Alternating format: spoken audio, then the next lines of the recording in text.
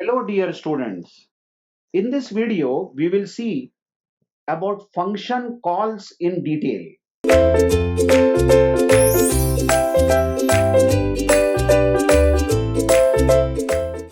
Now, in the previous video, we have seen how the square function runs and what are the elements of this square function, how to call the function we saw, and where does the value of the function get returned. Now let's talk about this function call in detail. Now, one thing you remember, whenever a function returns value, it always returns value at the call. So to explain what happens really due to that, I will be modifying this line which is calling the function. Okay. So let's start with some basics about the function call. Imagine that the value of a entered by the user is 2 and we want to find square of 2.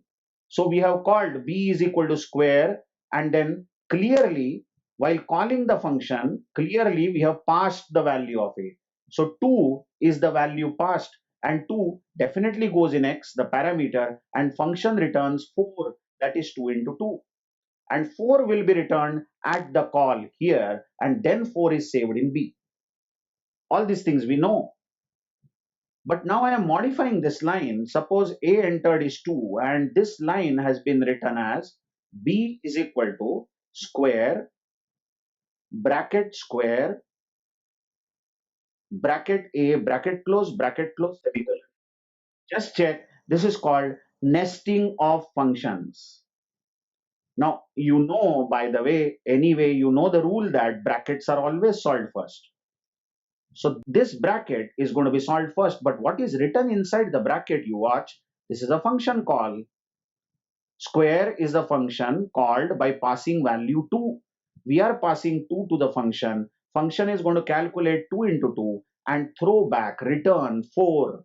But remember, 4 is returned always at the call. The call is here in the bracket. Hello, listen. And 4 is going to be returned at the call. Now can you watch this outer square? This is also the call to the function. So this is like call the function by passing 4. This will become the parameter and function will now calculate 4 into 4, returning 16. 16 will be again returned at the call and b will become 16. Nesting of functions is very much possible. You just check what statement we wrote is b is equal to square, bracket a, bracket close. Then first is this call for the value 2, it returns 4. Second is this call for value 4, it returns 16 and ultimately b becomes 16. There is no limit on how many times you can nest the function one in the other. Here we have nested it 2 times. Okay. Now, what is your comment on this? Just wait and watch. Suppose I remove these 2 lines. Just check this. And instead of these 2 lines, I write a single line like this. Printf square of %d is %d. That's what I had written here also. But look, square of who? Square of a. So this %d will be a. Square of a is, and look at this point. I am saying square of a here. Clearly observe, we are asking printf to print value of a. Okay, fine, that can be 2, value of a. And we are asking printf to print value of square a. What is the value of square a? This is the function call, remember. So before printf prints anything, the function is called. Within the printf, function is called. And the function simply takes a with it, copies in x, and then returns the answer. And the answer is returned always at the call. Maybe square is 4 and a is 2. Now this 4 and this 2 will be printed. You can directly call the function within printf. You can directly call the function within printf. Instead of asking square to store the value in b and then printing b, here itself You can say square of a. That's perfectly legal, isn't it? Now look at this point.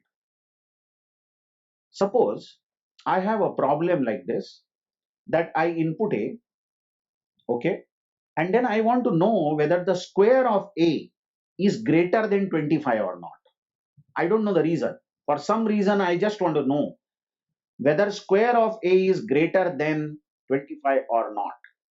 Then one way is you can say b is equal to square a. First find the square, store it in b, and then check if b is greater than 25. If true, then you will do some action, else you will do some other action. That's not our discussion. What you want to do if b is greater than 25. But it's so easy to see that instead of wasting a variable like this, we could have simply written if square a, here is the call, is it greater than 25?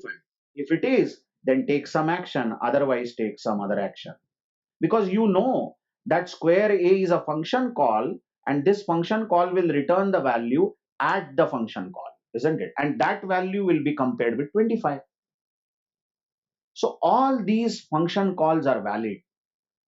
In fact, by making this video, I made this video purposely. It could have been mixed in some other video also, because this is a very small fundamental or topic. But I want to stress on the point that you please try to understand the function call properly, so that our later discussion will be simplified. Thank you very much.